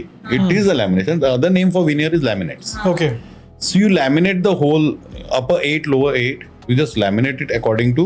Then we have got various things like digital smile design and all, in which हम लोग patient के smile को हम लोग photograph लेके हम लोग उसका digitally बाहरी corrections नोटिस करते हैं कि कैसे हम लोग उसको कर सकते हैं, और उसमें सिर्फ दांत नहीं, उसके गम्स के कंटूरिंग को भी हम लोग चेंज करते हैं। वो सब करने के बाद जो है, एक बार ऑर्थोडोंटिकली उसको लेवल कर दिया, कंटूरिंग कर लिया, फिर उसको लैमिनेशन कर देते हैं दांत में, then you get that ideal smile जो आपको डिजर्व करते हैं आप, उस टाइप का आइडियल स्माइल। ऐसे बहुत सारे केसेस हम लोग ने किए। कितने स्माइल करेक्शन वाले केसेस अब तक आपने किए होंगे सर? कभी कैलकुलेट किया होगा? कैलकुलेशन नहीं किया मेरे, लेकिन सिर्फ औरतों के मेरे पर्सनल 2000 के ऊपर हो चुके हैं, बाप रे। तो स्माइल करेक्शन 10,000 के ऊपर कर चुके। 10,000? 10,000 मिनिमम, तो मुझे ऐसा लगता है 10,000 तो मिनिमम हो गए होंगे, क्योंकि हमारे यहाँ मोस्टली जो आते हैं होलिस्टिक स्माइल अप्रोच के लिए ही आते हैं, तो अच्छा, तो आती ही है। तो मैं उसे एग्जैक्टली ओनली स्माइल करेक्शन नहीं बोलूंगा, मैंने इतना बोल सकता हूँ उनके लाइफ में उतने स्माइल में डिफरेंस लाया होगा, इस हिसाब से बोल रहा हूँ मैं। किसी का अगर समझो बाई चांस मिसिंग सामने का दांत रहेगा, वो भी मैंने रिप्लेस किया है, तो वो भी मैं स्माइल में ही बोलूंगा। हाँ, स्माइल में आएगा, मतलब मैंने उसके लाइफ में 10,000 लोगों के तो कम से कम लाइफ में स्माइल में मैंने इफेक्ट लाया होगा, Changes लाए। चेंजेस लाए बहुत दुआ देते होंगे ना सर लोग आपको? होगा। नहीं देते होंगे, जरूर देते होंगे। ऑब्वियसली, क्योंकि स्माइल बहुत इंपॉर्टेंट होती है ना, बहुत, कॉन्फिडेंस बहुत। के ऊपर हमारा मतलब इम्पैक्ट आ जाता है अगर हमारी स्माइल वो ठीक नहीं है तो। ऐसे कई लोग हैं जो मुझे आके literally they have said that you know made a difference in our lives, like they have said that. There's so many females जिनकी शादी से पहले भी मैंडेटरीली उन लोग ने ये सब चीजें कराई, ये सब चीजें कराई है। और ये मैं तो यही कहता हूँ, मैं तो कितने लोगों को बोलता हूँ भाई होलिस्टिक अप्रोच के साथ जाइए। बहुत सारे मतलब कई बार जाते हैं ना, तो क्विक मनी के, क्विक उनको चाहिए results, but they just go for bridging on the property, don't go for all those stuff। ये टाइम लग सकता है, पहले सिमेट्री क्रिएट करो, facial symmetry create करो according to your face and then go for any kind of veneers or those. Directly आप attack कर लोगे तो हो सके वो दूसरा आदमी करेक्ट भी नहीं कर पाएगा उसको। हाँ और थोड़ा फेक भी लगता है वो स्माइल फेक मतलब देखिए, अगर आपके दांत ऐसे बाहर है, आपने लैमिनेशन कर दिया तो कहाँ से अच्छे दिखेंगे? हाँ। नहीं वो दिखेंगे। तो उल्टा आप वो मतलब ऐसा हो जाएगा, वो कौन सा हैप्पीडेंट का वो ऐड आता था तो वैसा आप क्रिएट कर लोगे फिर तो, कि लाइट लगा के घूम रहे हो करके। तो हम लोग को वो नहीं क्रिएट करना है। एक राइट डॉक्टर को सिलेक्ट करना सबसे ज्यादा इंपॉर्टेंट होता है डेंटिस्ट्री में। Sir is the perfect one. हाँ ये पॉडकास्ट देख के 100% सर आपके पास में लोग आएंगे और ट्रीटमेंट करवाएंगे। यस सर बैड ब्रेथ का प्रॉब्लम क्यों होता है? बहुत सारे रीजन है। ओरल हाइजीन अगर ठीक नहीं हो तो एक one of the big reason है वो टंग, सेकेंड बिग रीजन। इसके अलावा आपके डाइजेस्टिव सिस्टम कितना अच्छा है उसके ऊपर है। लंग में अगर समझो इन्फेक्शन है उसके ऊपर है। आपको पोस्ट नेजल ड्रिप्स जैसे रेस्पिरेटरी साइनस वगैरह इन्फेक्शन है तो उसकी वजह से, टॉन्सिल्स की वजह से हो सकता है। There are many reasons. So to get to the primary reason is most important कि क्यों हो रहा है। किसी को अगर समझो बाई चांस चेस्ट में इन्फेक्शन है या गैस्ट्रिक क्लियरेंस प्रॉपर नहीं है, गैस्ट्रिक रिफ्लक्सेस आते हैं, उसकी वजह से अगर समझो बैड ब्रेथ है तो आप कितना ही ओरल हाइजीन मेंटेन करो कुछ काम नहीं करेगा। अंदर से क्लीन करना अंदर पड़ेगा। से क्लीन करना बहुत जरूरी है। तो उस हिसाब से, और सेकेंडली किसी को अगर साइनस प्रॉब्लम है या पोस्ट नेजल ड्रिप्स का प्रॉब्लम है, जब सोते हैं तो जब नेजल ड्रिप्स होता है उसको पोस्ट नेजल होता है, या टॉन्सिल्स एनलार्ज टॉन्सिल्स है, माउथ ब्रीदर्स है। माउथ ब्रीदर्स का नॉर्मली ऐसा हो जाता है कि उनके जो ड्राई माउथ होता है, जेरोस्टोमिया जिसको बोलते हैं, तो ड्राई माउथ जिसको हो जाता है तो उसको भी बैड ब्रेथ के बहुत ज्यादा प्रॉब्लम्स है। तो हाइड्रेटेड रहना बहुत इंपॉर्टेंट। हाइड्रेटेड रहना। कई बार कफ हो जाता है चेस्ट में तो उसकी वजह से भी बैड ब्रेथ होता है। बैड ब्रेथ हो सकता है। तो वो बहुत मतलब local factors as well as systemic factors, दोनों इसमें कॉम्बिनेशन में जाते हैं। और बैड ब्रेथ को रिजॉल्व करने के लिए कोई होम रेमेडी है? नेचुरल है लेकिन बैड ब्रेथ का प्रॉब्लम है, नॉर्मल है, और क्या होम रेमेडी बेस्ट लोग यूज कर सकते हैं? होम रेमेडीज बहुत सारे, लाइक सबसे पहले तो वही 2 टाइम के brushing, teeth cleaning, flossing, water floss use करना। हर बार खाना खाओगे तो आप रिंस करिए, ये तो नॉर्मल हो गया। इसके अलावा क्लोरोफिल रिच वेजिटेबल्स, जैसे अगर समझो बाई चांस पार्सली वगैरह है वो जिसमें ग्रीन ज्यादा हो, तो क्लोरोफिल का काम ये हो जाता है कि वो सल्फर कंटेंट को कम करते हैं। Sulphur is one of the big reasons for your bad order. तो ये क्लोरोफिल रिच कंटेंट से वेजिटेबल्स वगैरह है वो ज्यादा आप लीजिए, तो दैट हेल्प्स। मॉर्निंग में आप अगर समझो बाई चांस आप माउथ गार्गल्स यूज नहीं करना चाहते तो आप एक पानी में बेकिंग सोडा और थोड़ा एप्पल साइडर विनेगर डाल दीजिए, उससे आप रिंस कीजिए। तो these are the simple home remedies. Cardamom है, क्लव है, क्लव तो जमाने से चल रहा है, आप उसको मुंह में रख सकते हैं। These are the home remedies which you can see. Best वो हो जाएंगे। और सब ब्लीडिंग गम्स का भी बहुत ज्यादा प्रॉब्लम होता है लोगों को, तो ब्लीडिंग गम्स को कैसे स्टॉप कर सकते हैं? क्या होम रेमेडी यूज कर सकते हैं? ब्लीडिंग गम्स के लिए होम रेमेडी कुछ ज्यादा नहीं होता है क्योंकि प्लाक से ब्लीडिंग गम्स होता है। और दूसरा रीजन ये भी हो सकता है किसी को ब्लीडिंग गम्स हो रहा हो क्योंकि उसके ब्लड क्लॉटिंग फैक्टर्स में कुछ प्रॉब्लम्स। तो I would suggest bleeding gums के लिए आप एक बार डेंटिस्ट के पास ही जाओ। घर पे नुस्खे करने की, घर पे नुस्खे, क्योंकि आपका प्लाक ही नहीं निकलेगा। प्लाक तो मैंने कहा ना, मैकेनिकल क्लिनसिंग के अलावा निकल ही नहीं सकता। प्लाक नहीं निकलेगा तो आपका कुछ भी कर लो तो वो आपका ब्लीडिंग गम्स रुक नहीं सकता है। सो बेटर रेमेडी है कि आप एक बार चले जाओ। टीथ व्हाइटनिंग के लिए कोई होम रेमेडी होगी तो वो बताओ। टीथ व्हाइटनिंग के लिए देखिए, अगर जैसा हमारे पास जो नेचुरल चीजें आजू बाजू ही रहती है, वही चीजों से एक्सट्रैक्ट होके तो आज अलग अलग मटेरियल्स बने जिससे आपके टीथ व्हाइटनिंग हो रहे हैं, राइट? तो जैसे आपको मेडिकल स्टोर में हाइड्रोजन पेरोक्साइड भी मिलता है, वो बॉटल में मिलता है, उसी को हम लोग ब्लीचिंग के हिसाब से यूज करते हैं, लेकिन परसेंटेज थोड़ा ज्यादा होता है। तो आप उस हाइड्रोजन पेरोक्साइड को थोड़ा सा ड्रॉप आप अपने टूथपेस्ट में डाल सकते हैं। बेकिंग सोडा को आप अपने टूथपेस्ट में डाल सकते हैं। सीजनल जैसे बनाना तो पूरे साल ही मिलते हैं, बनाना स्किन्स, फिर पपाया स्किन्स, ये सब चीजों से आप जब उसको अगर by chance step by step अगर आप उसको घिसो तो धीरे धीरे धीरे जो है वो दांत का जो टेक्सचर है वो इम्प्रूव कर देगा।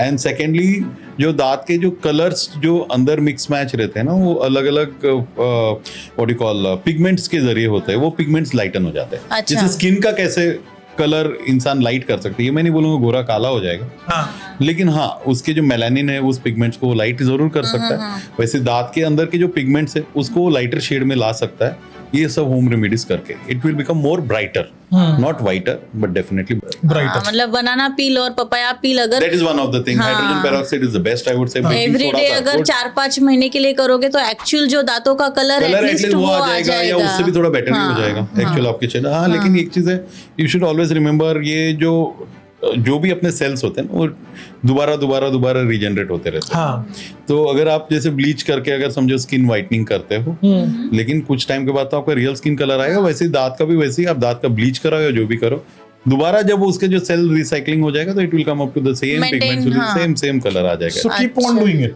मेंटेन करना है। या कीप ऑन और maintain yourself. Maintain yourself. Sir वो बेकिंग सोडा वाला भी टीथ व्हाइटनिंग के लिए एक अच्छा रेमेडी, वो क्या था sir? Baking soda teeth whitening में थोड़ा हेल्प करता है because you know it's the same thing, it will lighten the pigment. जैसे आपको मैंने हाइड्रोजन पेरोक्साइड का भी बताया, ये सब चीजों में क्या रहता है, there is something which is called as a super oxide ion. Oxygen release करता है ये, क्योंकि H2O में H2O2 is hydrogen peroxide, right? तो उसके अंदर एक आयन ऑक्सीजन का एक्स्ट्रा होता है। हाँ राइट। तो वो जो ऑक्सीजन जो सुपर ऑक्साइड आयन जो रहता है वो जो रिलीज करता है, that causes the bleaching effect. तो उसको कैसे करना चाहिए सर, मतलब उसकी कोई प्रोसेस? छोटा सा ड्रॉप ले लो आप अपना टूथपेस्ट पे डालो, या थोड़ा बेकिंग सोडा ले लो, थोड़ा टूथपेस्ट पे डालो, टूथपेस्ट के ऊपर डालना है? Yes and you can brush with that. और ये डेली कर सकते हैं? वो not much recommended I would say. Week में एक बार किया तो? वीक में 2-3 बार ठीक है, Twice. ट्वाइस इज इनफ, क्योंकि हर एक चीज के साइड इफेक्ट्स भी होते हैं। Lot of super oxide ions, you can't just brush. हाँ और आज का सेंसिटिविटी का बहुत इशू होता है सबको, बड़े हो या छोटे हो बच्चे, तो उसको कैसे प्रिवेंट किया जा सकता है होम रेमेडीज से? सेंसिटिविटी बच्चों में, हाँ सेंसिटिविटी बच्चों में तो इतना तो नहीं होता है, क्योंकि देखिए सेंसिटिविटी होने का मेन रीजन ही होता है इनेमल लॉस। तो अगर बच्चों का सेंसिटिविटी मतलब डेफिनेटली डीके, हाँ तो डीके है तो आप होम रेमेडी कुछ नहीं कर सकते, then you have to directly go and show to the dentist, ऐसा। बाकी एडल्ट्स में अगर समझो है तो आई सेड ना, उसमें you will have to take at least allopathic help, कुछ नहीं तो at least those toothpaste which has got potassium nitrates which can block the open tubules. Okay. तो आपको थोड़ा बहुत तो उसके लिए एलोपैथिक हेल्प लेना ही पड़ेगा, रिलीफ मिलेगा ना? रिलीफ सेंसिटिविटी के लिए कोई ऐसा टूथपेस्ट है जो आप रेकमेंड कर सकते या हो? पोटेशियम, देखिए आई वोंट से कोई ब्रांड पे मत जाइए, हमेशा ना चीजों को समझना बहुत जरूरी है कि क्यों होता है। तो आपको चीजें मैं चाहता हूँ कि लोग समझे और फिर खरीदे। तो सेंसिटिविटी जो है वो होता इसके लिए है क्योंकि आपका जो दांत के अंदर जो ट्यूब्यूल्स रहता है जिसमें फ्लूइड रहता है वो डायनामिक में रहता है। तो वो फ्लूइड डायनामिक्स जब डिसरप्ट हो जाता है तो सेंसिटिविटी होता है। तो फ्लूइड डायनामिक में हमेशा जो मैकेनिज्म है उसमें पोटेशियम एंड सोडियम आयंस, उसके हिसाब से ही हमारे फ्लूइड डायनामिक्स चलते हैं। तो जब पोटेशियम आयन वाले टूथपेस्ट हम ज्यादा यूज करते हैं तो फ्लूइड डायनामिक्स ऐसा हो जाता है तो पोटेशियम उसको ब्लॉक कर देता है, एंड जो आपका जो पेन थ्रेशोल्ड, वो पेनफुल जो आपके स्टिमुला है उसको कम कर देता है। सो आई वुड से go for potassium nitrate containing toothpaste in case whenever you have a sensitivity issue. Again it depends on किस हद तक का, किस हद तक की या अगर आप बोलेंगे कि मेरे दांत मतलब अराउंड 50% इनेमल जा चुका है, पूरा डेंटिन एक्सपोज हो जाए, डेंटिन भी काफी जा चुका, और फिर मैं टूथपेस्ट से नहीं, वो नहीं हो सकता। इनिशियल स्टेजेस में थोड़ा हेल्प हो जाता है। मार्केट में कई सारे टूथपेस्ट मिलते हैं, तो कौन सा सही टूथपेस्ट है डेली यूज के लिए? Again it's a matter of choice, like आपको किसकी मार्केटिंग ज्यादा अच्छी लगे आप उसके ले लीजिएगा।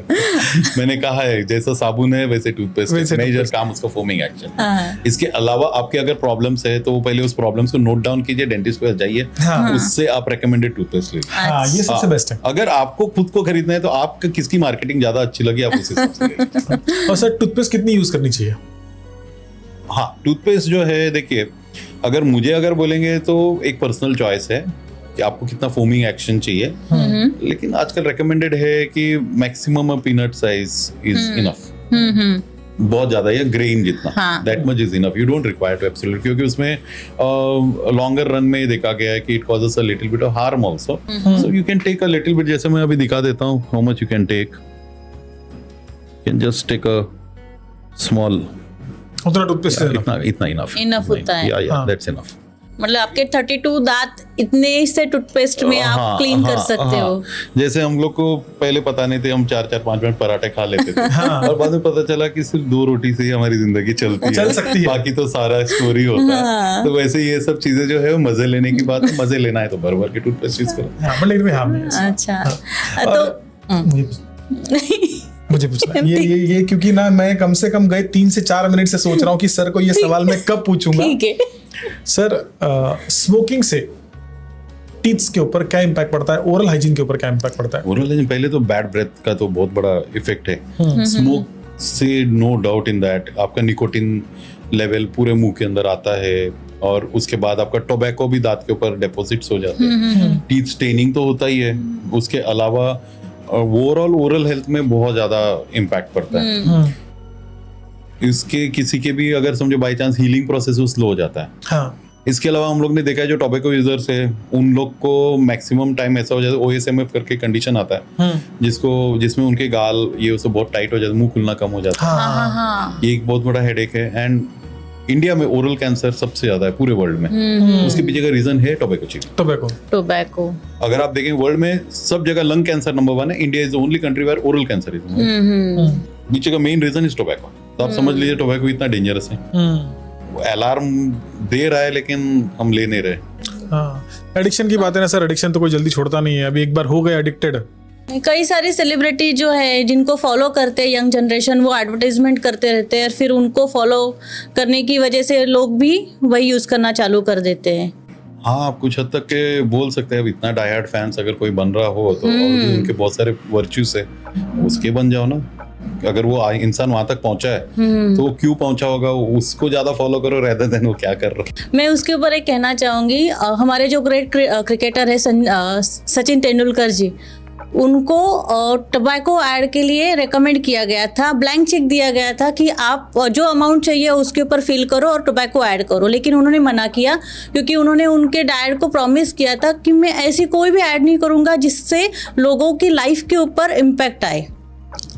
और 1996 में जो वर्ल्ड कप हुआ था उस टाइम पर सारे क्रिकेटर्स के बैट के ऊपर स्टिकर्स थे, एक स्मोकिंग ब्रांड था सिगरेट का, उसके सारे जो हमारे क्रिकेटर सबके बैट के ऊपर स्टिकर्स थे, लेकिन सिर्फ सचिन तेंदुलकर जी के बैट के ऊपर स्टिकर नहीं था उस टाइम पर। नहीं, एक्चुअली यार hats off him, God of cricket तो है ही, गॉड ऑफ क्रिकेट है। उस इंसान को वैसे ही पैसे बहुत मिल रहे थे, ये क्यों करे। See you can I would say that at least those people who are not sufficient enough, उन लोग अगर करे तो, लेकिन जो लोग सफिशिएंट है उन लोग तो मोरल्स रख सकते हैं ना, मोरल्स रख सकते हैं कि then you can have that guts or the audacity to say no to things which you don't like to.